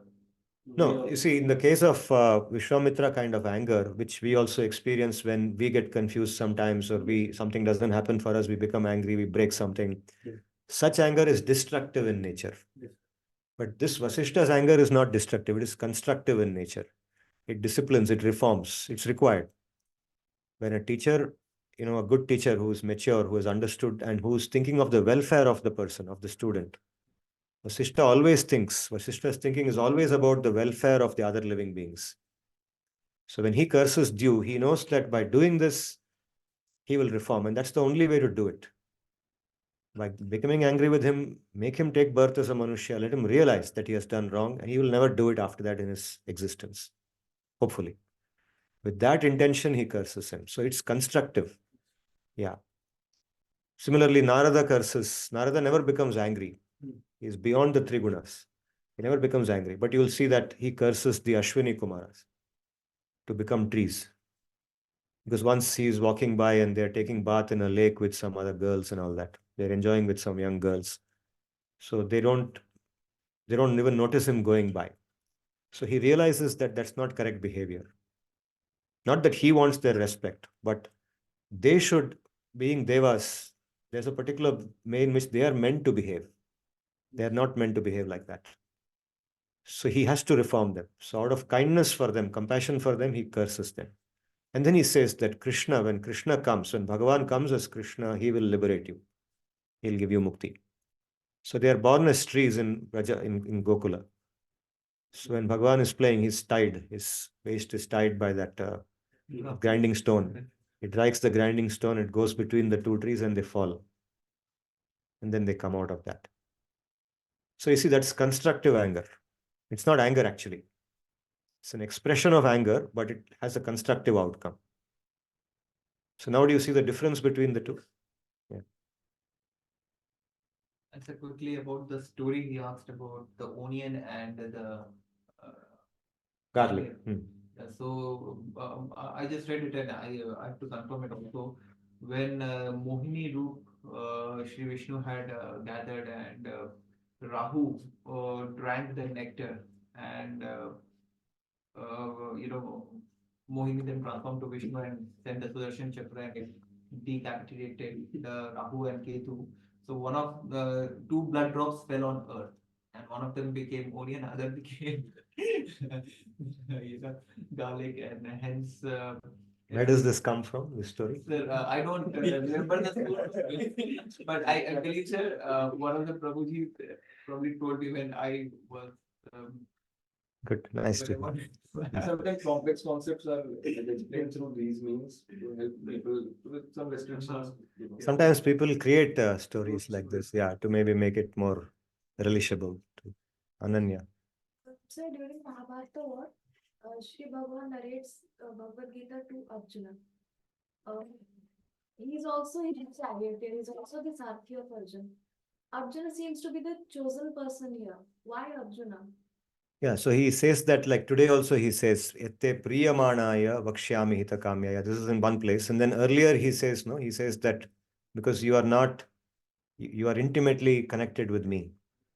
See, something like, you want to say something that's very personal, very confidential. You want actually the public to know it. But if you go stand in front of public and just talk about your personal things, they will just think that it'll become cheap. They will think you're a cheap personality. You don't have any inner substance. You're just talking about it publicly. But you want to talk about something very personal to you with somebody who is very intimate with you. Someone, you have a best friend, let us say. Or maybe in the future, suppose you get married, then your husband and you are very close, intimate with each other. Then you will reveal some very personal things to your own husband, which you would not reveal to anybody in general, right? But suppose there is something in your mind that you want the public to know, then too, you don't want to just go in public and say it out. You'll say it to somebody whom very close to you, and through them, they will in turn say it. Then it looks okay. If you say it publicly, it doesn't look okay. Right? So Sri Bhagavan's intimacy with Arjuna is what is the basis for Arjuna to be a qualified recipient for that.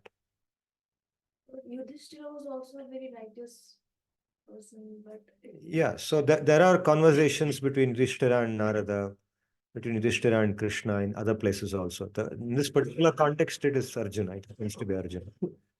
Arjuna, among the five Pandavas, Arjuna was extraordinarily dear to him. Yeah, they were always playing with his children also. They grew up together. They played with each other. They met each other multiple occasions. Krishna's sister married. Yeah, Krishna wanted his sister to marry Arjuna. That's why he told him arranged. to elope with my. Yeah, he advises him to run away with Subhadra. So he likes Arjuna a lot. Arjuna, like I just now also said, he's not just a Manushya. He's not just a Devata, but he's a part of the Nara-Narayana combination. He comes with Bhagava as that Jivatma who is eternally bonded to him. He's an eternal Bhakta of Narayana. He always resides with him in that Badrikashrama. So that intimacy is eternal between them.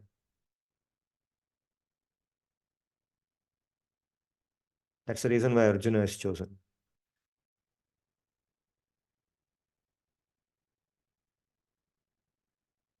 And he is put in that Maya. In the beginning of the Gita, by himself he is never in Maya. Otherwise the war itself would not have come. No? They would not have come there. But at that point, suddenly Arjuna goes into that Maya. So Sri Bhagavan, see, that is what is also an indication of, a bhakta, a true bhakta. Means he has offered himself to Bhagavan that you can do anything you want with me. So Sri Bhagavan takes the liberty of putting him into Maya. He wouldn't do that with somebody else who is not so intimate. Because he is so intimate, he takes that liberty with him, that you become the patra for that. I will put you into Maya now, so you will ask me some very irrelevant questions right now. The war is supposed to begin. And he's asking, tell me this, tell me that. Arey yaar, just fight. You're supposed to be fighting here. You're not supposed to be asking questions like this. So he's putting Arjuna into an embarrassing position, a very embarrassing and very stupid looking position because of their intimacy. He takes that liberty to do that. So this is my understanding. Shall we close for today? Exceeded time.